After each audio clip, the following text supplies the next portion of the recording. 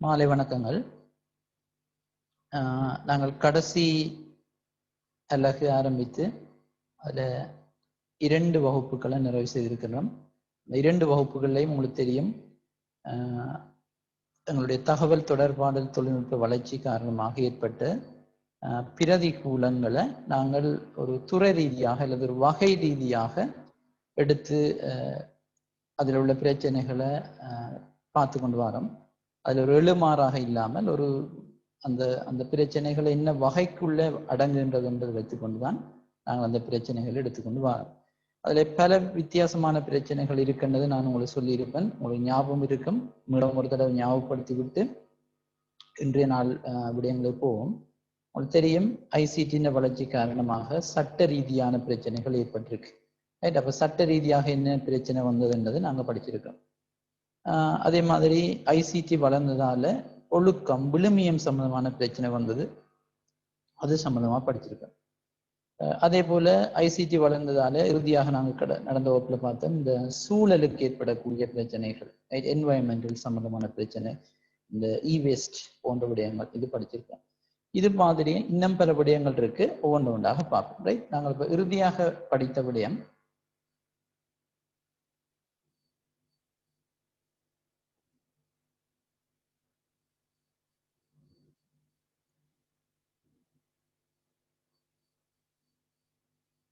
Right.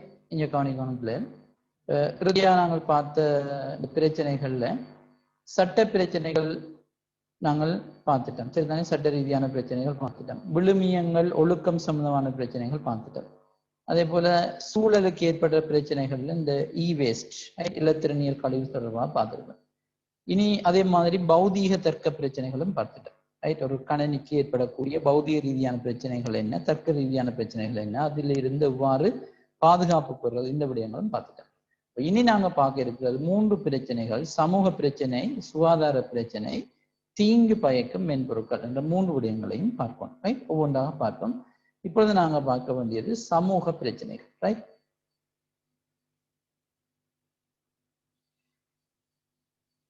Right, கவனிச்சுக்கொள்வோம். சமூக பிரச்சனைகள்ல முதலாவதாக நாங்க பார்க்க இருக்கிற பிரச்சனை ஒரு மிக முக்கியமான ஒரு பாரதூரமான ஒரு பிரச்சனை, இலக்க முறை இடைவெளி.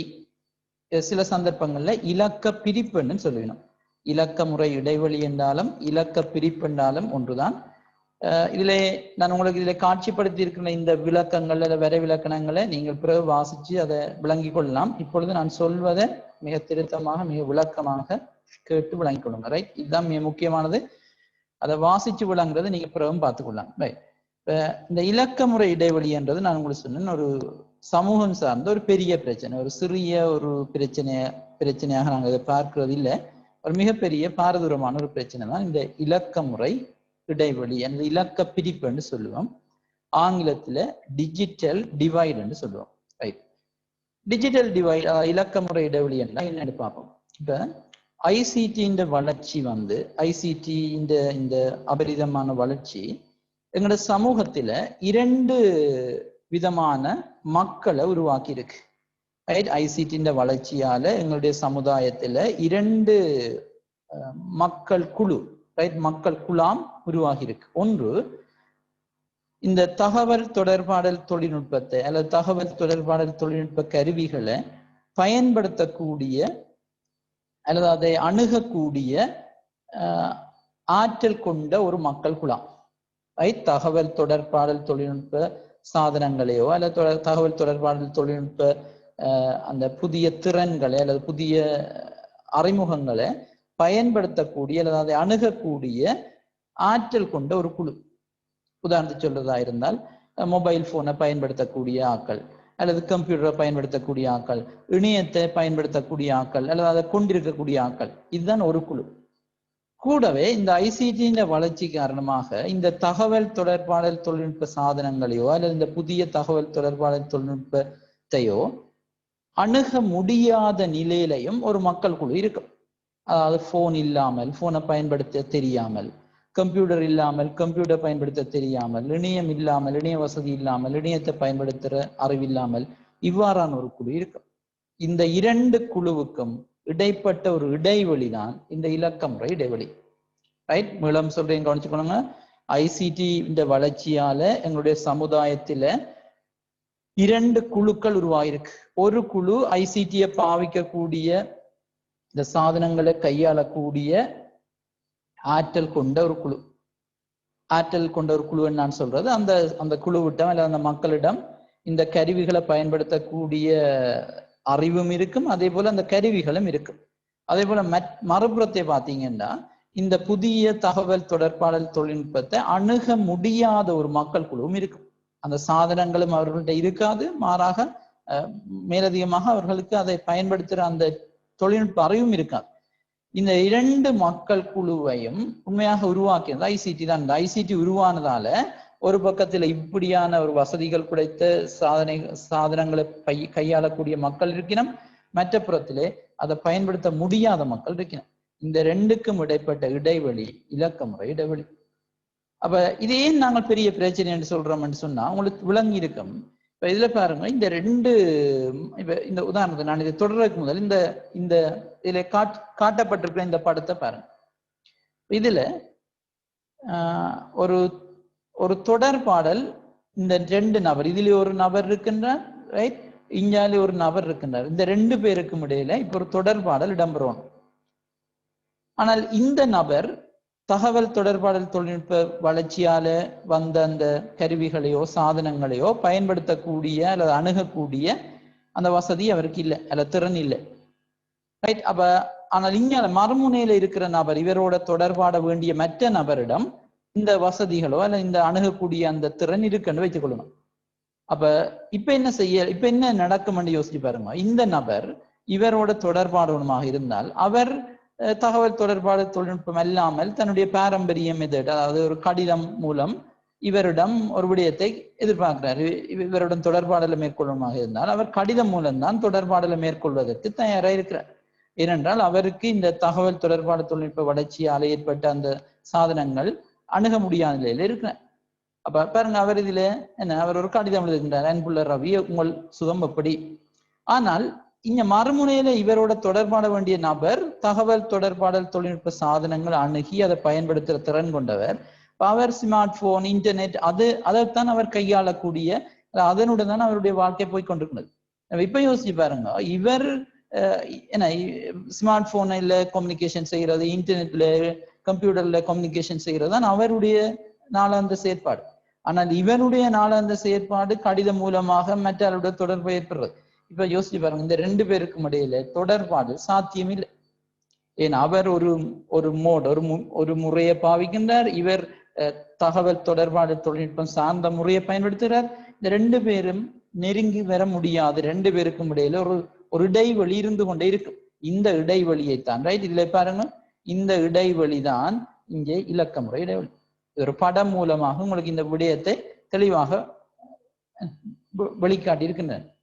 அப்ப இப்ப இந்த 2 பேருமே நிறைய அந்த இடைவெளியை நீங்க குறிப்பிடுறது, இந்த 2 பேருக்கும் இடையிலே ஒரு தொடர்பாடல், ஒரு கேப், ஒரு கம்யூனிகேஷன் கேப், ஒரு இடைவெளி ஒன்று இருந்திருக்கு என்றால் அவர் இந்த படம் மிக நல்ல ஒரு உதாரணம். அவர் கடிதம் மூலமாக தொடர்பு கொள்வதுதான் அவருக்கு பொருத்தமா இருக்குது. இவர் சாதனங்களை பயன்படுத்தி தொடர்பு கொள்வதுதான் இவருக்கு பொருத்தமா இருக்கு. எனவே இந்த 2 பேரும் தொடர்பாடல் மேற்கொள்வது சாத்தியமில்லை. அதாவது இந்த 2 பேருக்கும் இடையில் இடைவெளி இருக்கு. இதுதான் இலக்கமுறை இடைவெளி. சரியா பிள்ளை? இது மிக தெளிவா விளங்கி இருக்கணும். இப்ப நான் தந்த விளக்கத்தை இருக்கா பாருங்க. நவீன தகவல் தொடர்பாடல் தொழில்நுட்ப சாதனங்களை அணுகக்கூடியவர்களுக்கும் இவற்றினை அணுக முடியாதவர்களுக்கும் இடையிலான இடைவெளியே இலக்கமுறை இடைவெளி. இந்த அணுகக்கூடியவர் என்ற ஒரு பொதுப்பதம் என்னத்தை குறிப்பிடுதுன்னா, அந்த நவீன தகவல் தொடர்பாடல் தொழில்நுட்ப சாதனங்கள் உங்கள்ட்ட இருக்கிறதும், அதே மாதிரி அதை பாவிக்கக்கூடிய அந்த திறன், அறிவு உங்கள்ட்ட இருக்கிறதும், அது 2ஐயும் சேர்த்து தான் அணுகக்கூடிய அந்த விடயம் குறிப்பிடுது. அவங்களுடைய சாதனங்களும் இருக்கும், அதே மாதிரி அதை பயன்படுத்துகிற ஆற்றலும் இருக்கும். அணுக முடியாதவர்கள் என்று சொன்னால் அவர்களுக்கு அந்த சாதனங்களை பயன்படுத்துறதுக்கு உரிய அறிவும் இருக்காமல் இருக்கலாம், அதே மாதிரி அந்த சாதனங்களும் அவர்களுக்கு கிடைக்காமல் இருக்கலாம். இது 2ம் தான் அணுக முடியாதவர்கள் என்ற அந்த கேட்டகரிக்குள்ள அவர்களை தள்ளி இருக்கு. அணுகக்கூடியவர்கள் என்றேக்க அவர்களுக்கு அந்த சாதனங்களும் ஏதோ ஒரு வகையில கிடைத்திருக்கு, அவை பண வல்லமை போன்ற விடயங்களால் அவர்களுக்கு அது கிடைத்திருக்கும். அதே போல அது பயன்படுத்துற முறையும் அவர்களுக்கு தெரிஞ்சிருக்கு. இந்த 2 நபர்களுக்கும் இடையிலான இடைவெளி தான் இலக்க முறை இடைவெளி. ரைட்? எனக்கு தெளிவா உங்களுக்கு விளங்கி இருக்கும். மனனம் செய்ய வேண்டியதில்லை, ஞாபகம் வச்சிருந்தீங்கன்னா சரி. நீங்களே பார்க்கலாம், உங்களுடைய வகுப்பறையிலையும் இவ்வாறான ஒரு இடைவெளி இருக்கலாம். உங்களுடைய கிராமங்கள், நகரங்கள் எல்லா இடங்களிலும் இவ்வாறான விடயங்கள் இருக்கலாம். ஒரு வகுப்பறை எடுத்துக்கொண்டா ஒரு 60 மாணவர்கள் இருக்கின்ற ஒரு வகுப்பறையில சில மாணவர்களுக்கு இந்த சாதனங்களை பயன்படுத்துறது அல்லது இந்த சாதனங்களை வைத்திருக்கின்ற அந்த ஆளுமை இயலுமைகள் இருக்கு. சில மாணவர்களுக்கு இதை பயன்படுத்துற இயலுமையும் இருக்காது, திறனும் இருக்காது. அதே போல சாதனங்களும் அவர்களிடம் இருக்காது. எனவே இந்த மாணவர் குழுவுக்கும் இடையில் ஒரு இடைவெளி இருந்து கொண்டு இவர்களுக்கு இடையில் ஒரு தொடர்பாடல் இடைவெளி இருக்கும். இது ஒரு பாரதூரமான இடைவெளி. என்ன ஒரு ஆரோக்கியமான ஒரு நாட்டின் வளர்ச்சிக்கு இவ்வாறான விடயங்கள் தடையாக இருக்கு. எனவே இந்த இலக்க முறை இடைவெளியை நீங்க என்ன செய்யணும்? நிச்சயமா குறைக்கணும். இந்த கேப் இருக்கக்கூடாது. ஐசிடி வளருதுன்னு சொன்னா இந்த இடைவெளி 2 தரப்புக்கும் இடையிலான இந்த இடைவெளி இருக்கக்கூடாது. அந்த இடைவெளி எவ்வாறு குறைக்கிறது அந்த விடயத்துக்கு வருவோம். அதுக்கு முதல் நான் காட்சிப்படுத்திக்கிற இந்த 2வது விடயத்தை பாருங்க. ஹேவ் சிற்கும் ஹேவ் நாட் சிற்கும் இடையிலான இடைவெளியே இலக்க முறை இடைவெளி எனவும் குறிப்பிடலாம். இல்ல ஹேவ்ஸ் ஆங்கிலத்துல தான் நாங்க இதை குறிப்பிடுவோம். ஹேவ்ஸ் என்று சொல்றது இதுல நான் சொன்ன இந்த ஐசிடி இந்த வளர்ச்சியால இந்த புதிய சாதனங்களை அணுகக்கூடியவர்கள் என குறிப்பிடப்படுறார்கள் தான் ஹேவ்ஸ். ரைட்? இப்ப ஐசிடி வளர்ச்சியால மொபைல் போன், கம்ப்யூட்டர், இன்டர்நெட் இதை வைத்திருக்கிறார்களும் இதை பயன்படுத்துகிற அறிவு கொண்டாக்களும் இவர்களைத்தான் நாங்கள் ஹேவ்ஸ் என்று சொல்லுவோம். இதை அணுக முடியாதவர்கள், ரைட்? அந்த புதிய தகவல் தொடர்பாடல் தொழில்நுட்ப சாதனங்கள் இல்லாமலும் இருக்கிறவர்களிடம், அதே போல அதை பயன்படுத்தக்கூடிய திறன் இல்லாமலும் இருக்கும். இவர்களை நாங்கள் ஹேவ் நோட்ஸ் என்று சொல்லுவோம். இந்த 2 பேருக்கும் இடையிலான இடைவெளி தான் இலக்க முறை இடைவெளி. அப்ப நாங்கள் முதலாவது பந்தியில கொஞ்சம் பெரிதாக உங்களுக்கு விளங்கக்கூடிய மாதிரி சொன்னேன். அதைத்தான் மிக சுருக்கமாக 2வது பாயிண்ட்ல சொல்லியிருக்கேன். அதாவது ஹேவுக்கும் ஹேவ் நோட்ஸுக்கும் இடையிலான இடைவெளி தான் இலக்க முறை இடைவெளி. ஹேவ்ஸ் எனப்படுபவர்கள் இந்த நவீன தகவல் தொழில்நுட்பத்தை அணுகக்கூடியவர்கள். ஹேவ் நோட்ஸ் எனப்படுபவர்கள் நவீன தகவல் தொடர்பாடல் தொழில்நுட்பத்தை அணுக முடியாதவர்கள். இந்த 2 பேருக்கும் இடையிலான இடைவெளி தான் இலக்க முறை இடைவெளி. ரைட்? என்னுடைய இந்த உதாரணத்துல நீங்க இதில் பார்த்து கொண்டிருக்கிற உதாரணத்துல இவர் நவீன தகவல் தொழில்நுட்பத்தை அணுக முடியாதவர். ஸோ இவர் ஹேவ் நோட்ஸ். ரைட்? இவர் ஹேவ் நோட்ஸ் ஏனென்றால் இவரால் அதை அணுக முடியாமல் இருக்கு. ஆனால் இந்த நபரை பாருங்க, இவர் நவீன தகவல் தொழில்நுட்பத்தை பயன்படுத்துகிற நபர். ஸோ இவர் என்னவா இருக்கு பிள்ளைகள்? இவர் தான் ஹேவாக இருக்கு. இவராக ஹேவ் இருக்கு. இந்த ஹேவுக்கும் ஹேவ் நோட்ஸுக்கும் இடையிலே ஒரு இடைவெளி இருக்கு. இந்த இடைவெளி தான் டிஜிட்டல் டிவைட். ரைட்? இந்த இடைவெளி தான் இலக்க முறை இடைவெளி, டிஜிட்டல் டிவைடாக இருக்கு. Okay, right. இப்ப எல்லாருக்குமே டிஜிட்டல் டிவைடண்டா என்னன்றது நிச்சயமா தெளிவா இருக்கும். இதுல குழப்பம் இருக்காது. ரைட், இனி நாங்க பார்ப்போம் டிஜிட்டல் டிவைட் ஏன் ஏற்படுதுன்றதை பார்ப்போம். ரைட், இந்த இலக்க முறை இடைவெளி என்ன காரணத்துக்காக ஏற்படுது, என்னென்ன காரணங்கள் இதுல செல்வாக்கு செலுத்துன்னு பார்ப்போம். ரைட், அதுல பாருங்க, நான் ஒன்றை கிரீன் வர்ணத்துல காட்சிப்படுத்திருக்கிறேன், பச்சை வர்ணத்துல, மற்றது ரெட் கலர்ல காட்சிப்படுத்திருக்கிறேன். என்னன்னு பார்ப்போம் ஏன் அப்படி காட்சிப்படுத்திருக்கிறேன்னு சொல்றேன். இதுல கற்றுள்ளமை கற்காமை இது ஒரு காரணம்.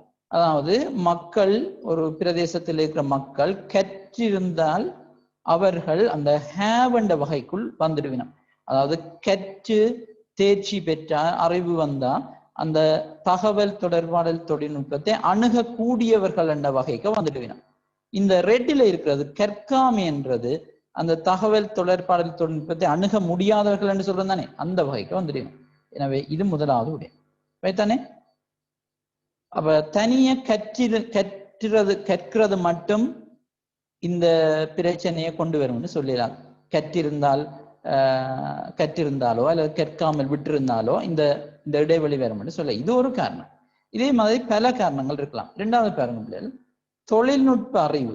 இதுவும் ஒரு முக்கியமான விடயம். தொழில்நுட்ப அறிவு இருக்கிறார்கள் இருக்கும், தொழில்நுட்ப அறிவு இல்லாமல் இருக்கும். எனவே உங்களுக்கு தெரியும், இப்ப ஒரு ஐடியா வந்திருக்கும், தொழில்நுட்ப அறிவு இருந்தால் நீங்கள் பொதுவாக இந்த ஹேவ் என்ற வகைக்குள் வருவதற்கு சந்தர்ப்பம் இருக்கு. அதாவது நவீன தொடர்பாடல் தொழில்நுட்பத்தை, தகவல் தொடர்பாடல் தொழில்நுட்பத்தை அணுகக்கூடியவர்கள் என்ற வகைக்குள்ள நீங்க வந்துடுவீர்கள். தொழில்நுட்ப அறிவு இருந்தால். தொழில்நுட்ப அறிவு இல்லாமல் இருந்தால் நீங்கள் தகவல் தொடர்பாடல் தொழில்நுட்பத்தை அணுக முடியாதவர்கள் என்ற வகைக்குள்ள வர்றதுக்கு சந்தர்ப்பம் இருக்கு. எனவே இதுவும் தொழில்நுட்ப அறிவும் இந்த இலக்க முறை இடைவெளியை தீர்மானிக்குது. அடுத்தது நிச்சயமாக என்ன, பணம், செல்வம். ரைட், பணம் இருந்தால், ரைட், வசதி இருந்தால் தகவல் தொடர்பாடல் தொழில்நுட்பத்தை அணுகக்கூடியவர்கள் என்ற வகைக்கு வர்றதற்கு பெரும்பாலும் சந்தர்ப்பம் இருக்கிறது. வறுமை அதுக்கு ஒரு தடையா இருக்கும். எனவே வறுமையை சந்திக்கிற மக்கள் தகவல் தொடர்பாடல் தொழில்நுட்பத்தை அணுக முடியாதவர்கள் என்ற வகைக்குள்ள வரலாம். அதே போல நகர வாழ்க்கை, ரைட், இந்த ஏர்பனைசேஷன், ஏர்பன் டவுன், நகரங்களில் வாழ்கின்ற மக்கள் பொதுவாக இந்த தகவல் தொடர்பாடல் தொழில்நுட்ப சாதனங்களை அணுகக்கூடியவர்கள் என்ற வகைக்குள்ள வரலாம். என்ற அந்த சாதனங்கள் பொதுவாக புழக்கத்தில் இருக்கும், புதிய புதிய சாதனங்கள் கிடைக்கக்கூடியதாக இருக்கும். எனவே அவர்கள் தகவல் தொடர்பாடல் தொழில்நுட்பத்தை அணுகக்கூடியவர்கள் என்ற வகைக்கு வருவினம். கிராம வாழ்க்கை வாழ்கின்ற மக்கள், கிராமத்தில் வாழ்கின்ற மக்கள் அச்சாதனங்களை பயன்படுத்தக்கூடிய கிடைப்பனவு எல்லாம் குறைவாக அல்லது இல்லாமல் இருக்கலாம். எனவே அவர்கள் இந்த புதிய தகவல் தொடர்பாடல் தொழில்நுட்பத்தை அணுக முடியாதவர்கள் என்ற கேட்டகரிக்கு வருவினம். எனவே நான் இதுல காட்சிப்படுத்தியிருக்கிற இந்த ரெண்டு, நான் ஒரு சோடி சொற்றொடராகத்தான் காட்சிப்படுத்தியிருக்கிறேன். அதுக்குரிய காரணம் அந்த ஒன்று ஹேவ் என்ற கேட்டகரிக்குள்ள, அதாவது தகவல் தொடர்பாடல் தொழில்நுட்பத்தை அணுகக்கூடியவர்களுக்காக ஒன்றும் அணுக முடியாதவர்களுக்காக இன்னொன்றும் வந்திருக்கு. இதுல பச்சை வர்ணத்தில் இருக்கக்கூடிய சொற்கள் எல்லாம் அந்த அணுகக்கூடியவர்களை உருவாக்குறதுக்காக நாங்கள் எடுத்துக்கொண்டது. இந்த சிவப்பு வர்ணத்தில் இருக்கக்கூடிய சொற்கள் எல்லாம் அந்த ஹேவ் நோட்ஸ், அதாவது புதிய தகவல் தொடர்பாடல் தொழில்நுட்பத்தை அணுக முடியாதவர்களை உருவாக்குறதுக்காக அது வந்திருக்கு. சரிதானே? இதுவும் தெளிவாக விளங்கி இருக்கிறோம். இதெல்லாம் என்னுடைய நாளாந்த வாழ்க்கையோட தொடர்பான விடயங்கள் பிள்ளை. இது ஒன்றும் பாடமாய் கொண்டிருக்க தேவையில்லை. விடயங்களை கொஞ்சம் உங்களுக்கு இலக்க முறை இடைவெளி என்றா இதுதான்ன்றது விளங்கிட்டுன்னு சொன்னா காரணங்களை நீங்க யோசிச்சு எழுதலாம். ரைட், இலக்க முறை இடைவெளி என்றது மனதுக்கு பதியட்டும்.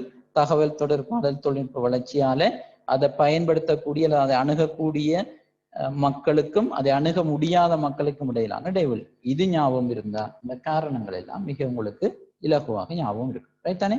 Okay, right.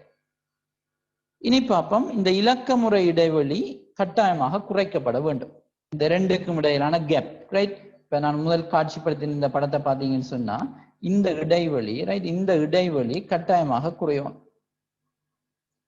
அப்ப இந்த இடைவெளி குறையணும்னு சொன்னா உங்களுக்கு தெரியும், இந்த இவர், அதாவது தகவல் தொடர்பாடல் தொழில்நுட்பத்தை அணுகக்கூடியவர்களை நீங்க ஒன்றும் செய்யலாம். ஏன் அவர்கள் அந்த கால ஓட்டத்துக்கு ஏற்ப, தொழில்நுட்ப வளர்ச்சிக்கு ஏற்ப தங்களை தயார்படுத்தி கொண்டு போயினோம்.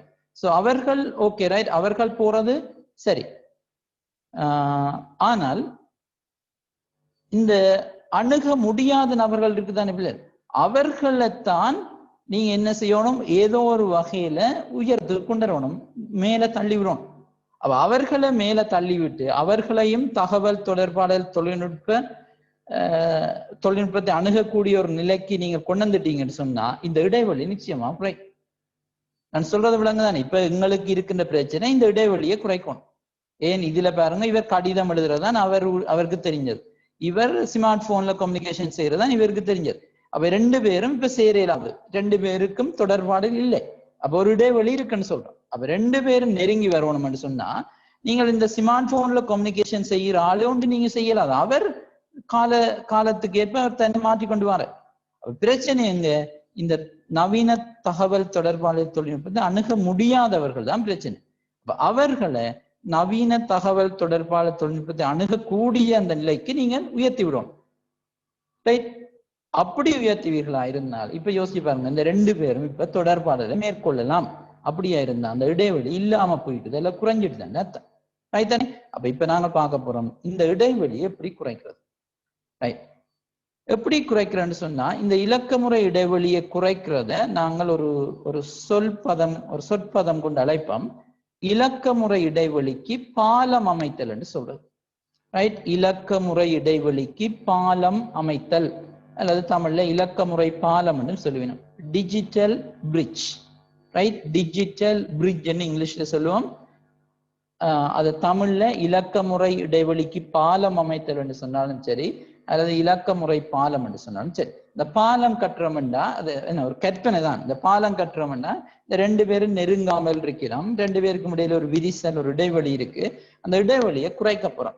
அந்த இடைவெளியை குறைக்க போறோம்ன்றது தான் இங்க அந்த பாலம் கட்டுறோம். அதை ரெண்டு பேரும் நெருங்கி வரணும்ன்றதுக்காக ஒரு பாலத்தை ஏற்படுத்தி கொடுக்குறோம்.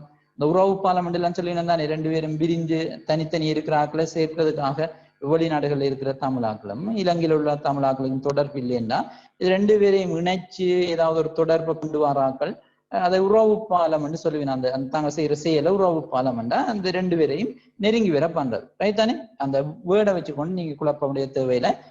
இதுல இலக்க முறை பாலம் என்று சொல்றது இங்க இடைவெளியை குறைக்கிறதுன்றதை விளங்கி வச்சுக்கணும். ரைட். இப்ப இதுல நான் இதுல சொல்லி இருக்கிறதும் இப்ப நான் சொன்னபடியும் தான் தகவல் தொடர்பாடல் தொழில்நுட்ப சாதனங்களை அணுகுவதற்குரிய வசதியும் திறனும் உடையவர்களுக்கும் இவை அற்றவர்களுக்கும் இடையிலான இடைவெளியை குறைத்து அவர்களுக்கு இடையிலான தொடர்பு ஏற்படுத்துவது. ரைட். இப்ப நான் சொன்னதை இதுல ஒரு விளக்கம் வரை விளக்கண ரீதியா விவரிச்சிருக்கேன். மற்றபடி உங்களுக்கு விடயம் விளங்கியிருந்தா சரி. அதாவது தகவல் தொழில்நுட்ப சாதனத்தை அணுகக்கூடியவர்களுக்கும் அதை அணுக முடியாதவர்களுக்கும் இடையிலான இடைவெளியை குறைக்கிற ஒரு செயற்பாடுதான் இலக்க முறை பாலம். Right right. இப்ப இந்த இலக்க முறை பாலத்தை எப்படி அமைக்கலாம் என்று பார்ப்போம். இது கூட இப்ப நான் உங்களுக்கு இந்த தலையங்கத்தை சொல்லிக்கே உங்களுக்கு மனதில் ஒரு கற்பனை வரணும், எப்படி இந்த இடைவெளியை குறைக்கலாம். உங்களுக்கு மனதில் ஒன்று ஞாபகம் வச்சுக்கொள்ளுங்க. இப்ப நான் சொன்ன பாயிண்ட் ஞாபகம் இருக்கணும். அந்த ஹேவ் அண்ட கேட்டகரி, அதாவது நவீன தொழில்நுட்பத்தை அணுகக்கூடியவர்களுக்கு நீங்க ஒன்றும் செய்ய தேவையில்லை. அவர்கள் தங்களை அதுக்கேற்ற மாதிரி தயார் செய்து கொண்டிருக்கணும். அப்ப மற்றவர்கள் மீது தான் உங்களோட பார்வை போகணும். நவீன தொழில்நுட்பத்தை தகவல் தொழில்நுட்பத்தை அணுக முடியாதவர்களுக்கு தான் நீங்க ஏதாவது செய்யணும்ன்றது மனதுக்கு இருந்தா நீங்க தன்னியக்கமாக உங்களை இருந்து பாயிண்ட்ஸ் வரும். இந்த விடயங்களை தான் நாங்க செய்யணும்ன்றது உங்களுக்கு ஞாபகம் இருக்கு. ரைட். என்னென்னு பார்ப்போம். இப்ப முதலாவது இதுல நிறைய விடயங்கள் செய்யலாம். முதலாவது பாருங்க, பாடசாலைகளுக்கு கணனிகள். இது ஒன்றும் மனநம் செய்யறது இல்லை, ஞாபகம் வச்சுக் கொள்ளுங்க. நான் இதுல அந்த இந்த வழிகளைத்தான் போட்டிருக்கேன். இலக்க முறை பாலத்தை எப்படி ஏற்படுத்தலாம்ன்ற வழிகளைத்தான் போட்டிருக்கிறேன். நீங்கள் அந்த வழி எப்படி இடைவெளியை குறைக்குதுன்றதை நீங்க ஞாபகம் வச்சுக் கொள்ளுங்க. நான் இப்ப நான் தெளிவுபடுத்துவேன். ஆனா இதுல உங்களுக்கு அதை நான் எழுத தெரியல, நீங்க அதை ஞாபகம் வச்சு கொண்டு வந்தீங்கன்னா சரி. இப்ப முதலாவது பாருங்க, பாடசாலைகளுக்கு கணனிகளை அன்பளிப்பு செய்தல். பாடசாலைகளுக்கு கணனிகளை அன்பளிப்பு செய்தல் என்ற அந்த முறையால இலக்க முறை இடைவெளி குறையும், அந்த கேப் குறையும். ஏனென்றா யோசிச்சு பாருங்க, பாடசாலைகளுக்கு கணனிகள் அன்பளிப்பு செய்யப்பட்டா அந்த பாடசாலைகள்ல இருக்கிற மாணவர்களுக்கு கணனி அறிவு கிடைக்கும், கணனியை பாவிப்பினும், இன்டர்நெட்டை பாவிப்பினும். அப்ப அவர்களுக்கு எப்படி மெயில் அனுப்புறது, எப்படி வெப்சைட் பார்க்கறது, எப்படி ஒரு கம்ப்யூட்டர்ல டைப் பண்றது, எல்லா விடயங்களும் தெரிய வரும். உங்களுக்கு தெரியும், இந்த மாணவர்கள் தான் நாளைக்கு வெளியில சமுதாயத்துல போப்பேன். அப்ப சமுதாயத்துல போற இந்த மாணவர்களுக்கு அந்த சாதனங்களை பயன்படுத்தக்கூடிய அந்த திறன் வந்துட்டு பாருங்க. நான் உங்களுக்கு ஆரம்பத்திலே சொல்லிட்டேன், இலக்க முறை இடைவெளி என்றா அந்த புதிய தகவல் தொடர்பான தொழில்நுட்ப சாதனங்களை அணுகக்கூடியவர்கள் என்றா அதை பயன்படுத்துறாக்கள், அதை வச்சிருக்கக்கூடிய இயலுமையும் இருக்கணும், அதே மாதிரி அதை பாவிக்கிற திறனும் இருக்கணும், ரெண்டும் இருக்கணும். அதை கொள்வனவு செய்யக்கூடிய பண வெள்ளமை அதை கொள்வனவு சக்தியும் அதுல வந்திருக்கு, அதே மாதிரி அதை பயன்படுத்துற திறனும் வந்திருக்கு. இந்த ரெண்டையும் வச்சுக்கொண்டு நான் அணுகக்கூடியவர்கள் சொல்றேன். அப்ப நீங்கள் கணனிகளை அன்பளிப்பு செய்து விட்டா எல்லா மாணவர்களுக்கும் கணனி அறிவு கிடைக்கும். அவர்கள் தான் எதிர்காலத்துல சமுதாயத்துல போயினம். யோசிச்சு பாருங்க, அவர்கள் கணனிகளை எப்படி பாவிக்கிறது, இன்டர்நெட் எப்படி பாவிக்கிறது, ஒரு மின்னஞ்சல் எப்படி அனுப்புறது, இந்த விடயங்கள் எல்லாம் அவர்களுக்கு பாடசாலைகளிலே கற்பிக்கப்பட்டுரும். எனவே அதை வச்சுக்கொண்டு அவர்கள் அந்த சாதனங்களை அவர்கள் பயன்படுத்தக்கூடியதா இருக்கும். எனவே அந்த இடைவெளி இங்கே குறைக்கப்படுது. விளங்குதானே? இது முதலாவது விடயம். இரண்டாவது, தகவல் தொடர்பாடல் தொழில்நுட்பம் சார் விழிப்புணர்வுகளை ஏற்படுத்துது. ஐசிடிஸ் தொடர்பான விழிப்புணர்வு. இப்ப பிரதேசங்கள் தோறும் பொதுவாக கிராமங்கள்ல ஐசிடியின் முக்கியத்துவம், ஐசிடியை நீங்க படிச்சாலோ அல்லது ஐசிடியை அறிஞ்சிருந்தா என்னென்ன செய்யலாம், நீங்க நிறைய விடயங்கள் ஒரு விழிப்புணர்வு செய்யலாம். இல்லை இப்ப ஒரு வியாபாரி என்றா உங்களுக்கு வியாபாரிக்கு ஐசிடி தெரிஞ்சிருந்தா என்ன நன்மை, இப்ப ஆன்லைன் பிசினஸ் செய்யறதோ அல்லது வேற வியாபாரிகளோட கொடுக்கல் வாங்கல்கள் ஆன்லைன்ல செய்யறதோ அல்லது வெளிநாடுகள்ல அந்த இவர்களின் பொருட்களின் விலை விவரங்களை செக் பண்றதோ இவ்வாறான பல விடயங்கள் அவர்களுக்கு உதவும். அதே போல ஒரு விவசாயம் செய்யற ஒரு ஆளுக்கு ஐசிடியை பாவிச்சா என்ன நன்மை, இது சம்பந்தமாக நீங்க விழிப்புணர்வுகளை பிரதேசங்கள் தோறும் ஏற்படுத்தணும். இப்படி பிரதேசங்கள் தோறும் நீங்க விழிப்புணர்வுகளை ஏற்படுத்தினால் என்ன நடக்கும் யோசிப்பாங்க. இது எப்படி குறைக்கும்னு நீங்க விளங்கணும். அப்படி ஏற்படுத்தினா அவர்கள் அந்த முக்கியத்துவத்தை உணர்ந்து, ரைட், அந்த ஐசிடி இந்த முக்கியத்துவத்தை உணர்ந்து ஏதோ ஒரு முறையில அவர்கள் கட்டாயமாக அந்த ஐசிடியின் மேல ஈடுபாடு கொண்டு ஏன்னா அவர்களுக்கு தெரியுது அதுக்கு நன்மை இருக்கு, அதை தாங்கள் பாவிச்சா தங்களுக்கு நன்மை இருக்குண்டா கட்டாயமாக அதை எவ்வாறாயினும் அவர்கள் பயன்படுத்த முயற்சிக்கணும். அப்படி முயற்சித்தா அவர்களிடம் சாதனை. ஒரு வியாபாரிக்கு இது நாள் வரையில அவருக்கு என்ன ஆன்லைன் பிசினஸோ அல்லது ஆன்லைன்ல கொடுக்கல் வாங்கலோ தெரியாது. ஆனா நான் இப்ப ஒரு விழிப்புணர்வை ஏற்படுத்தி இருக்கிறேன், இப்படி நீங்க செய்வீங்கன்னா உங்களுக்கு லாபம் கூடும், உங்களோட பிசினஸ் மேம்படும். இப்படி நான் சொன்ன உடனே அவர் ஏதோ ஒரு கடன்பட்டோ அல்லது ஏதோ ஒரு ஆளின் உதவியோடையோ அந்த வெப்சைட்டை பாக்குறது, எப்படி பணம் கொடுக்கல் வாங்கல் செய்யறது எல்லாத்தையும் அறிஞ்சு கொள்வார். அப்படி அறிஞ்சு கொண்டுட்டா அவர் பிறகு சாதனங்களை கையாளக்கூடிய அந்த திறமைக்கு வந்துடுவார். எனக்கு அந்த இடைவெளி குறைஞ்சிடும். ரைத்தானே? இது இரண்டாவது. மூன்றாவது, இணைய வசதிகளை இலவசமாக இல்ல சலுகை கட்டணத்தில் அனைவருக்கும் வழங்குதல். இது பொதுவாக அரசாங்கம் அல்லது இந்த இணைய சேவையை வழங்குகின்ற நிறுவனங்கள் செய்ய வேண்டிய ஒரு செயல். இப்ப உங்களுக்கு தெரியும், சில இடங்கள்ல இணைய வசதிகள் இருக்காது. அது இணைய வசதி இருந்தாலும் மக்களுக்கு அந்த இணையத்தை பாவிக்கிறதுக்கு பண வசதி இருக்காது.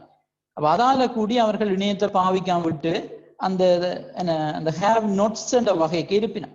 அப்ப நாங்கள் ஒரு அரசாங்கம் என்ற முறையிலையோ அல்லது இந்த இணைய சேவையை வழங்குகின்ற நிறுவனம் என்ற வகையிலையோ என்ன செய்யலாம், இந்த மக்களுக்கு சலுகை அடிப்படையில, அதாவது குறைஞ்ச காசுக்கு இணைய சேவையை வழங்குறது அல்லது இலவசமாக வழங்குறது, ஒரு குறிக்கப்பட்ட காலத்துக்கோ அல்லது ஒரு குறிக்கப்பட்ட நேரத்துக்கு அவர்களுக்கு இலவசமாக இணைய சேவையை வழங்கினா அவர்கள் அந்த இலவச இணைய சேவையை வச்சுக்கொண்டு இணையத்தை பாவிப்பினும்.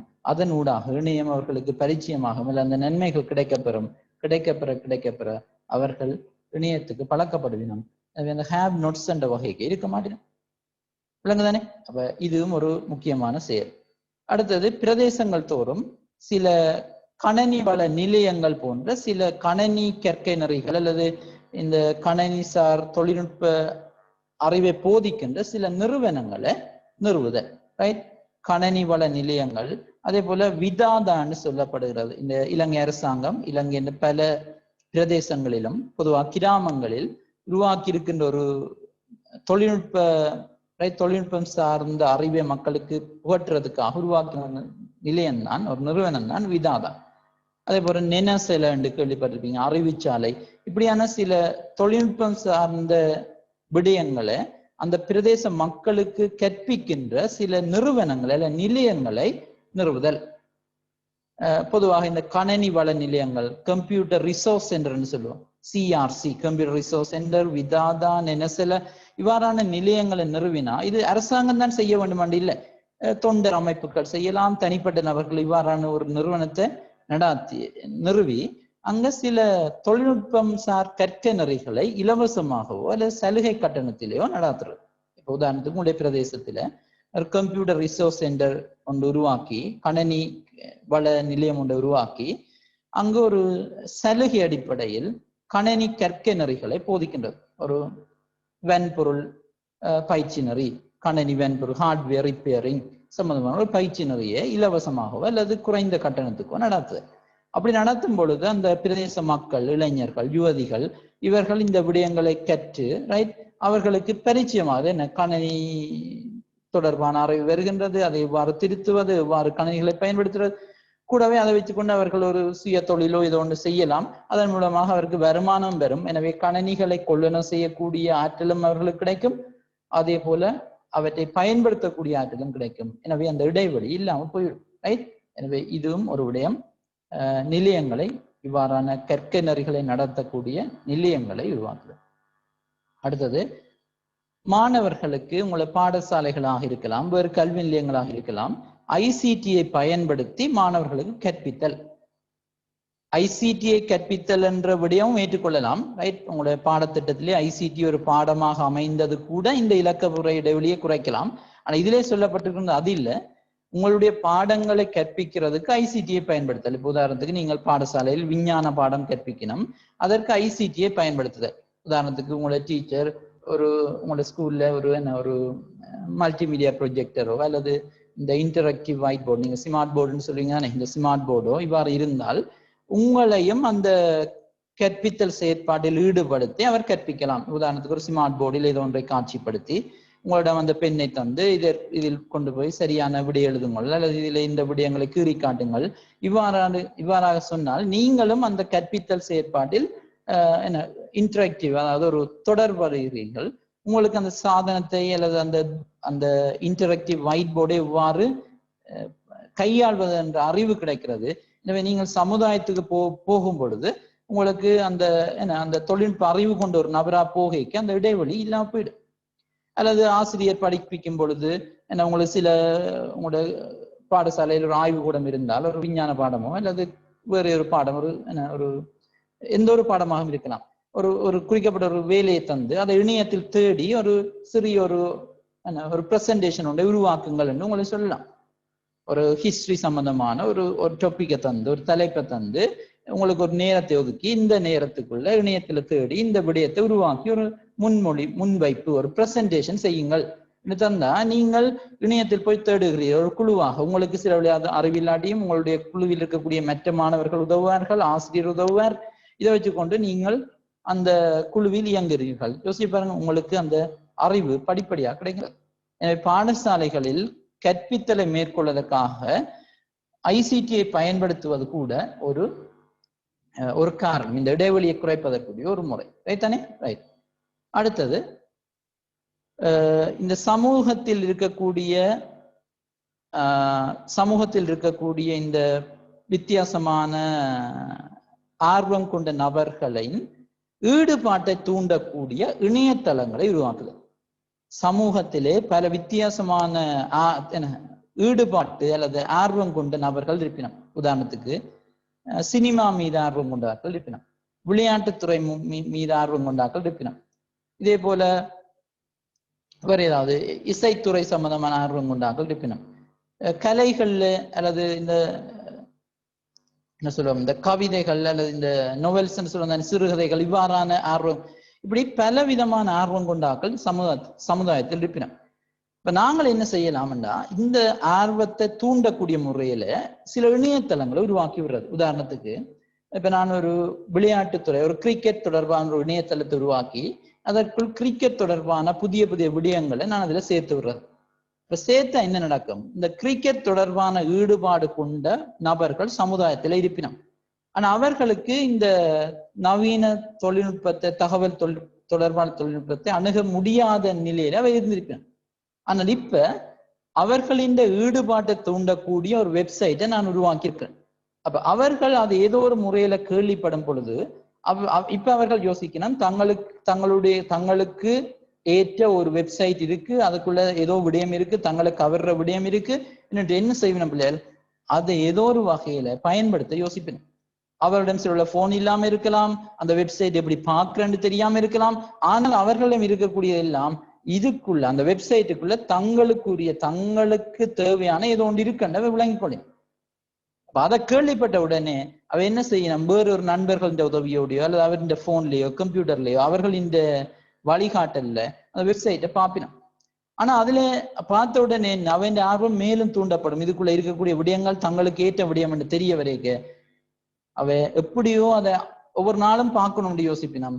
அப்படி என்றா அவர்கள் என்ன ஒரு போனையோ அல்லது ஒரு கணனியையோ ஏதோ ஒரு வகையில கொள்ளனவு செய்து பயன்படுத்தினோம். அப்படி பயன்படுத்தி கொஞ்சம் கொஞ்சமாக ஒவ்வொரு நாளும் பார்க்க அவர்களுக்கு அந்த தொழில்நுட்ப அறிவும் வந்துடும். எப்படி ஒரு போட்டோவை டவுன்லோட் பண்றது, எப்படி ஒரு வெப்சைட்ல இருந்து இன்னொரு வெப்சைட்டு போறது, எப்படி தேடுறது, இந்த விடயங்கள் பரிச்சயமாயிடும். இது எப்படி பரிச்சயமானதுண்டா அவையின் ஈடுபாட்டை தூண்டக்கூடிய அந்த வெப்சைட் அங்க உருவானதாலதான் அதை பார்க்க போச்சினோம். இல்லைன்னு சொன்னா அப்படி போயிருக்க மாட்டேங்குது. இது விளையாட்டுக்கு மட்டும் இல்ல, சினிமாக்கு உருவாக்கி விடலாம். சினிமா சம்பந்தமான வெப்சைட் உருவாக்கி புது சினிமா சம்பந்தமான தகவல்களை நாங்க அதுல பதிவேற்றி விட்டா சினிமா ஈடுபாடு கொண்டவர்கள் எப்படிப்பட்டாலும் அதை பார்க்கணும் என்று முயற்சிப்பினோம். ஆரம்பத்தில் அவர்களுக்கு எப்படி பாவிக்கிறேன்னு தெரியாம இருக்கலாம், வேறு ஆக்கள் உதவியோட பாவிப்பினோம். ஆனா நாளாந்தம் பார்க்க அவர்களுக்கு அது பரிச்சயமாகும். அதுக்கு பிறகு அவர்கள் அந்த புது தொழில்நுட்பத்தை கையாளக்கூடிய அல்லது அணுகக்கூடிய நிலையில இருப்பீங்க. ரைட். உதாரணத்துக்கு உங்களுக்கு ஒரு சிறிய விடயம் சொல்லலாம். இப்போ உதாரணத்துக்கு பாருங்க, இப்ப எங்கட பிரதேசத்திலும் கூட இலங்கை ஒரு அபிவிருத்தி அடைந்து வர்ற நாடு. அதே போல எங்கட பிரதேசங்கள் தொழில்நுட்பத்துல மிக பின்தங்கிய ஒரு இடத்துல இருக்கிற ஒரு பிரதேசங்கள் தான் எங்களுடைய பிரதேசங்கள். அப்படி இருந்தாலும் கூட யோசிச்சு பாருங்க, பொதுவாக எல்லாற்ற வீட்லையும் நீங்கள் உள்ளடங்களாக எல்லாருடைய வீட்லையும் பொதுவாக சிறிய வயதிலிருந்தே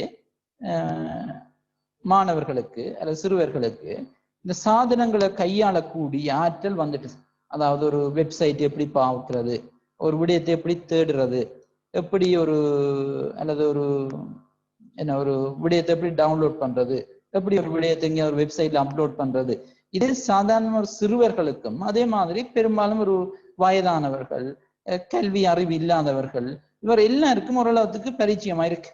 இவ்வாறு பரிச்சயமா இருக்கிறதுக்கு ஒரு காரணம் உங்களுக்கு சொல்லலாம். என்னன்னா, அந்த இப்படி எல்லாருக்குமே இது பழக்கத்துக்கு வந்ததுக்கு ஒரு காரணம் இந்த சமூக வலைத்தளம். இதை நாங்கள் ஏற்றுக்கொள்ளத்தான் வேணும். உதாரணத்துக்கு ஒரு ஃபேஸ்புக் எடுத்துக்கொள்ளுங்க.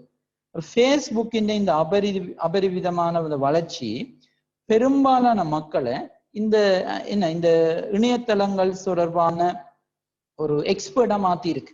இப்ப ஃபேஸ்புக்கில் ஏதோ ஒரு விடயம் இருக்கு, அது தங்களுக்கு பொருத்தமான விடயத்தை கொண்டிருக்கு, அதுல ஏதோ ஒரு விடயம் உள்ளடங்கி இருக்கின்றத பல நபர்கள் முதல் அவர் பாவிக்காட்டியும் ஆரோ ஆக்கள் மூலமா கேள்விப்படையலாம். இதுல எப்படியான விடயங்கள் போடலாம், மற்ற இந்த விடயங்களை பார்க்கலாம், அவர்களோட தொடர்பாடலாம், இப்படி ஒரு விடயம் அந்த ஃபேஸ்புக்கு இருக்குன்றத முதல் கேள்விப்படையலாம். அவ கேள்விப்பட்ட உடனே இதான் அந்த ஈடுபாட்டை தூண்டுற விடயம். கேள்விப்பட்ட உடனே எப்படியாவது அதை பார்க்கணும்னு அவன் முயற்சிக்கணும். அவையோட போன் இல்லாம இருந்திருக்கலாம், அவைக்கு தொழில்நுட்ப அறிவு இல்லாம இருந்திருக்கலாம், ஏதோ ஒரு முறையில அதை பாவிக்க முயற்சி செய்யலாம். ஒரு தடவை 2 தடவை வேறு யாக்கட உதவியோட முயற்சிக்கலாம். அப்படி செய்ய செய்ய செய்ய அது மிக பரிச்சயமா வருது. பரிச்சயமா வந்த உடனே மற்ற வெப்சைட்டையும் அவர்களுக்கு இலகுவா கையாளக்கூடியதா இருக்கு. ஒரு யூடியூப் அப்படி செய்யறது, ஒரு இமெயில் அப்படி செய்யறது, எல்லாமே பயன்படுத்தி. அப்ப அந்த ஃபேஸ்புக் என்ற ஒரு சமூக வலைத்தளம் அவர்களுடைய ஆர்வத்தை தூண்டியது விளைவுதான் அவர்கள் எல்லா சாதனங்களையும் மிக திறமையா பாவிக்கிற அந்த நிலைக்கு அவர்களை மாற்றினது. விளங்குதா? இது கூடி யோசிச்சு பாருங்க, இந்த இலக்க முறை இடைவெளியை குறைக்கிற ஒரு காரணம் ஒரு சமூக வலைத்தளம். உண்மையாக அது இந்த அபரிதமான வளர்ச்சி இந்த இடைவெளியை கட்டாயமா குறைக்க வேண்டியதான் சொல்லலாம். நான் இதுல சமூக வலைத்தளம் என்று தனி எடுத்து சொல்லல, ஆனா அது கூடிய ஒரு காரணம். விளங்குதா? அப்ப இப்படியான பல வழிகள் மூலம் நீங்கள் இந்த இலக்க முறை இடைவெளியை குறைச்சு கொள்ளலாம். இப்படி நிறைய வழிகள் இருக்கலாம். நான் இதுல சில வழிகளை போட்டிருக்கேன். ஈவன் இதுல இன்னொரு விடயம் சொல்றதா இருந்தா இது கூடி பொருந்தும். இந்த பொதுவாக வியாபார நிறுவனங்கள் மக்களுக்கு சலுகை கட்டண அடிப்படையிலோ அல்லது தவணை கட்டண அடிப்படையிலோ கணனிகளை விற்பனை செய்யறது. சலுகை, அதாவது கொஞ்சம் குறைஞ்ச காசுக்கு விற்பனை செய்யறது, அல்லது தவணை கட்டணம் பண்ணா கணனியை கொள்ளணும் செய்ய முழு பணத்தொகையை நீங்கள் கொள்ளணும் செலுத்த தேவையில்லை, பகுதியா செலுத்தலாம். அல்லது ஒரு மொபைல் போனை கொள்ளணும் செய்ய நீங்க முழு பணத்தையும் கொள்ளணும் செய்ய செலுத்த தேவையில்லை, பகுதியாக மாதமாகவோ அல்லது ஒரு கால அடிப்படையில் பிரித்தோ நீங்கள் செலுத்த முடியும். இவ்வாறான முறைகள் உங்களுக்கு தெரியும் பல வியாபார நிலையங்களில் நடைமுறையில் இருக்கு. இது கூட இலக்க முறை இடைவெளியை குறைக்கும். ஏன் இது இலக்க முறை இடைவெளியை குறைக்கும்னா, இப்ப எனக்கு ஒரு கணனியை கொள்ளணும் செய்யக்கூடிய பண வெள்ளமை இல்லாம இருந்திருக்கு. அதால நான் கணனியை கொள்ளணும் செய்யாம விட்டுருப்பேன். அப்ப கணனியை கொள்ளணும் செய்யாம விட்டேன்னா நான் அந்த நவீன தகவல் தொடர்பான தொழில்நுட்பத்தை அணுக முடியாதவர் என்ற கேட்டகரிக்கு நான் இருக்கேன். ஆனால் இப்படி ஒரு நிறுவனம் ஒரு கொஞ்சம் காசுக்கு கணனியை விற்குது, பிறகு சொல்லுது கொஞ்சம் கொஞ்சமா நீங்க அது பணத்தை செலுத்துங்கோண்டு. அப்ப என்னோட பணம் இல்லாட்டியும் நான் இருக்கிற கொஞ்சம் பணத்தை கொண்டு கொள்ளணும் செய்து கண்ணியை கொள்ளணும் செய்து வீட்டுக்கு கொண்டு வரேன், அதை பாவிக்கிறேன். ரைட், அதை பாவிக்க எனக்கு அதை எப்படி பாவிக்கிறேன் தொழில்நுட்ப அறிவு கிடைக்குது. தேவை என்ன, அதை பாவிச்சு வேறு ஏதாவது வணிக முயற்சிகளை தொடங்கி பணத்தையும் முளைக்கலாம். நான் அந்த மீதமா உள்ள பணத்தை நான் கொஞ்சம் கொஞ்சமா கட்டி கொண்டு வரேன். எனவே அங்க பிரச்சனையும் வராது. கணனியும் எனக்கு வந்ததா இருக்குது, தொழில்நுட்ப அறிவும் எனக்கு கிடைக்கிறதா இருக்கு. எனவே அந்த வியாபார நிலையங்கள் சலுகை அடிப்படையிலோ தவணை கட்டண அடிப்படையிலோ பொருட்களை விற்பனை செய்யறது கூட இந்த இடைவெளியை குறைக்கும். நான் இதுல போடையில பிள்ளை நான் நீங்க ஞாபகம் வச்சுக்கொள்ளுங்க, அவ்வாறான விடயங்களும் இதுல பொதுவாக சந்தர்ப்பம் இருக்கு. பொதுவாக இலங்கையிலோ அல்லது இப்ப உலகத்தில் உள்ள பல நிறுவனங்கள், சிறிய நிறுவனங்களாக இருக்கலாம், பெரிய நிறுவனங்களாக இருக்கலாம், இவ்வாறான தவணை கட்டண முறையை அறிமுகப்படுத்தி இருக்கு. ஏனென்றா மக்களுக்கு நன்மை செய்ய, அவர்களுக்கும் ஏதாவது நன்மைகள் இருக்கலாம், ஆனால் மாறாக மக்களின் நன்மையும் அங்கு முதன்மைப்படுத்தப்படுது. ரைட் ரைட் இவ்வளவு தான் இலக்க முறை இடைவெளி. அப்ப நாங்கள் இப்ப பார்த்து கொண்டிருக்கிறது சமூக பிரச்சனை. அப்ப சமூக பிரச்சனையில இலக்க முறை இடைவெளி என்ற என்னென்று பார்த்தோம். இந்த இலக்க முறை இடைவெளி ஏன் ஏற்படுதுன்னு பார்த்தோம், என்ன காரணம் பார்த்தோம். அந்த இலக்க முறை இடைவெளி எப்படி குறைக்கலாம், அதுதான் பாலம் அமைக்கிறேன்னு சொல்றது, இலக்க முறை பாலம் சொல்றது. இந்த மூன்றும் பார்த்துருக்கோம். ரைட் தானே, ஞாபகம் வச்சுக்கொள்ளுங்க, கட்டாயமாக எக்ஸாமில வரக்கூடிய ஒரு பகுதி. ரைட், இனி சமூக பிரச்சனையில இருக்கிற இரண்டாவது பிரச்சனை பாருங்க. முதல் திறன் அகற்றல், இங்கிலீஷ்ல டீஸ்கில்லிங்னு சொல்லுவோம். இது மிக இலகுவான ஒரு விடயம். ஐசிடி முன்னேற்றத்தால பல திறன் கொண்ட தொழிலாளர்கள் தங்களுடைய வேலைகளை இழந்து வீடுகள்ல இருக்க வேண்டிய ஒரு நிலை ஏற்பட்டிருக்கு. ஏனென்னா ஐசிடி முன்னேற்றத்தால பல பொறி உபகரணங்கள் கண்டுபிடிக்கப்படுது, ரொபோட்டிக்ஸ் கண்டுபிடிக்கப்படுது. எனவே ஆரம்பத்துல பல திறனான தொழிலாளர்கள் செய்த வேலைகள் எல்லாத்தையும் இப்ப இயந்திர சாதனங்களும் இந்த ரொபோட்டிக்ஸ் தொழில்நுட்பம் தான் செய்யுது. அப்ப ஆரம்பத்தில் ஒரு தொழிற்சாலைகள்ல எத்தனையோ பேர் செய்த வேலையை இப்ப இந்த சில இயந்திரங்கள் ஒன்று ரெண்டு இயந்திரங்களை செய்து முடிச்சது. அப்ப பல மனிதர்கள், பல திறனான தொழிலாளர்கள் தங்களுடைய வேலைகளை இழந்திருக்கின்றார்கள்.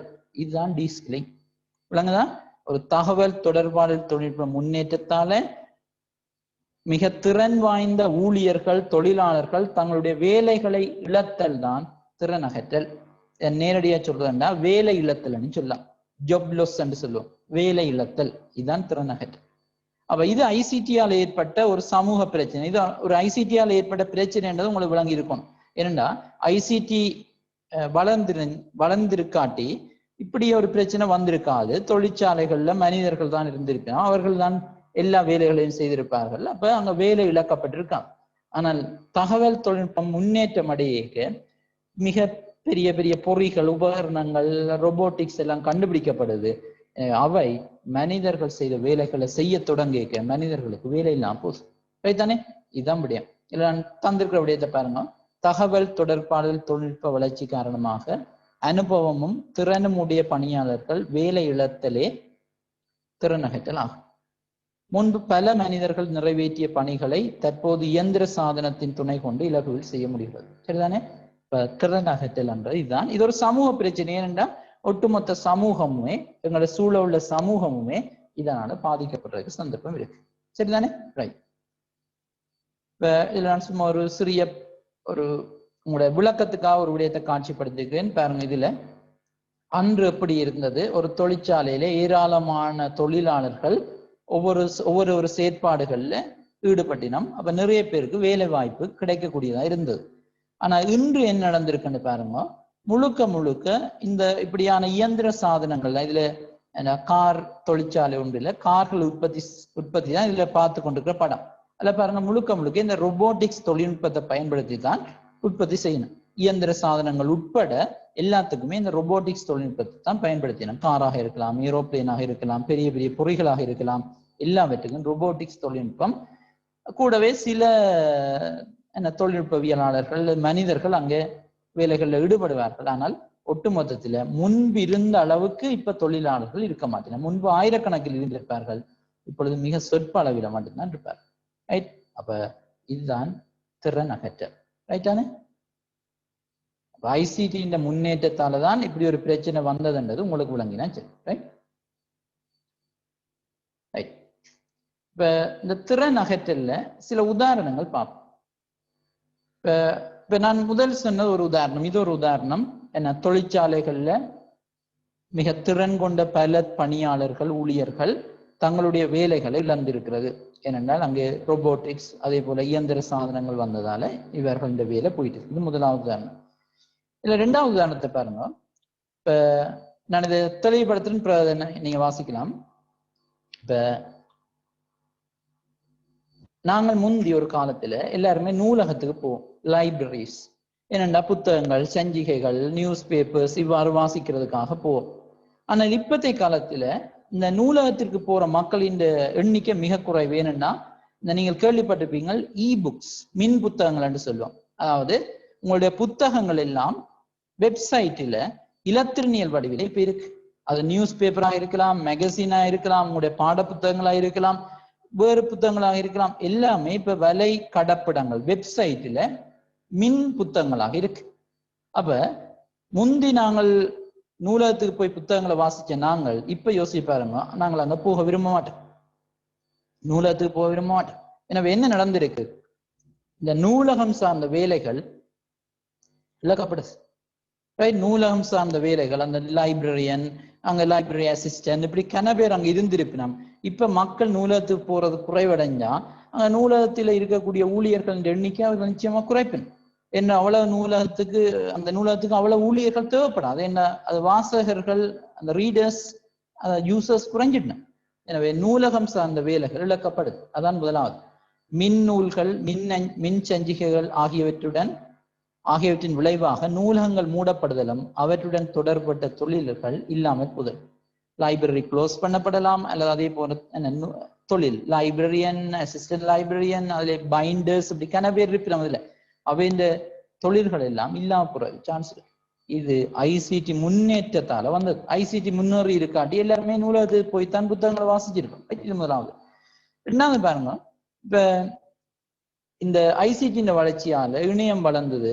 அதே போல இந்த நிகழ்நிலை ஆன்லைன் முறையில கற்கக்கூடிய பல வசதிகள் இருக்கு. அப்ப ஆன்லைன் முறையில ஒரு மாணவனுக்கு கற்கக்கூடிய வசதிகள் கணக்கு இருக்கிறதால நாங்கள் 10ஆம் படிச்சிருப்போம் இந்த டிஸ்டன்ஸ் லேர்னிங் சொல்லி, ரைட்? அந்த டிஸ்டன்ஸ் தொலை கல்வி நாங்கள் சொல்லியிருப்பேன்.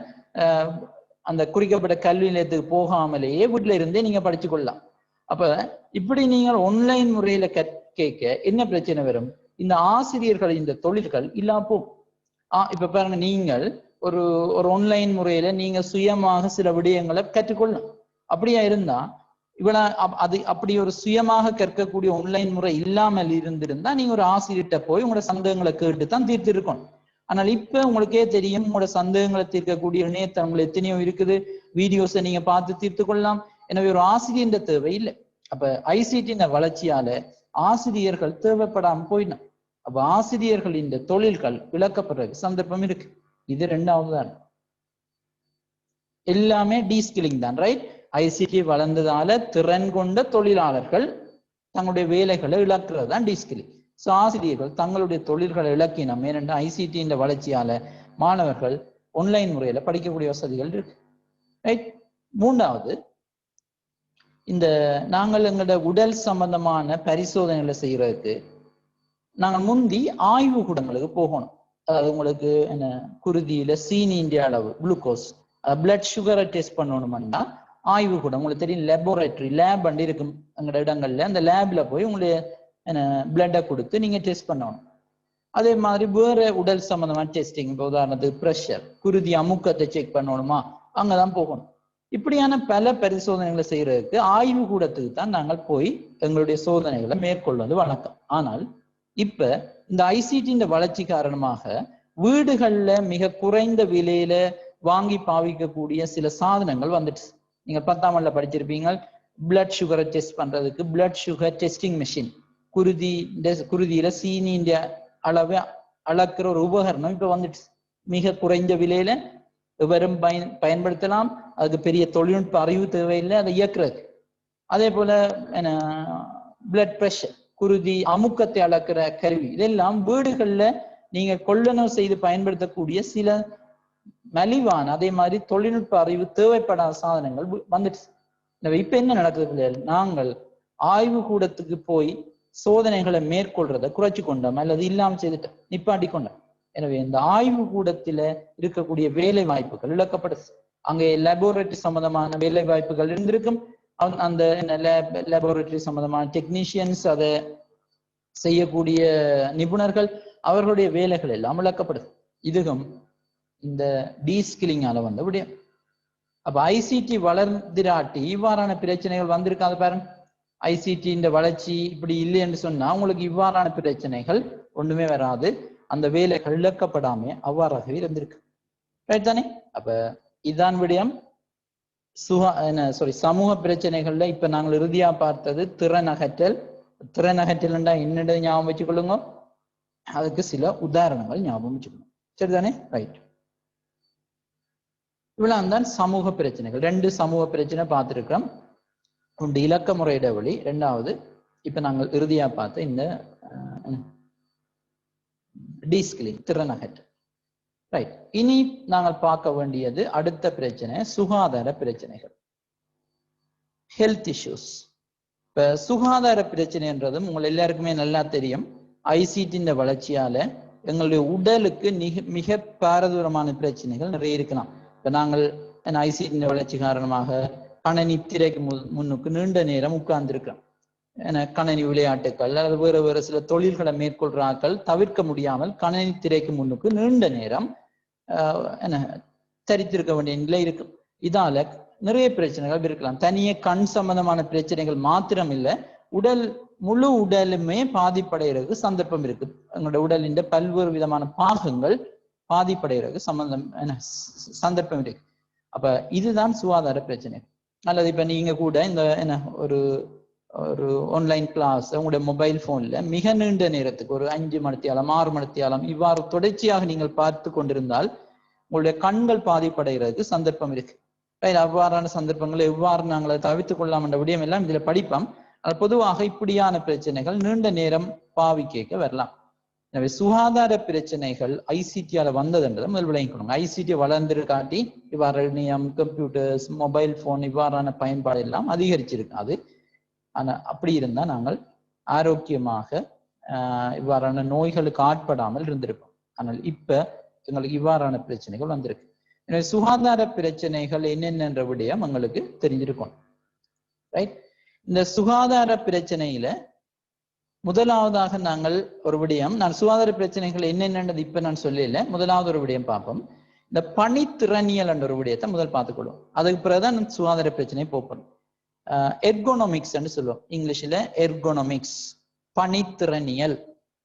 ஒரு பணித்திறனியல் என்ற விடயம் என்ன சொல்லுதுன்னா, ஒரு குறிக்கப்பட்ட ஒரு நபரை கவனிச்சுக்கோங்க. நான் சொல்ல மிக முக்கியமான ஒரு விடயம் என்ன, இது தெரிஞ்சாதான் நாங்கள் சுகாதார பிரச்சனையை நீங்க விளங்கிக் கொள்ளலாம்.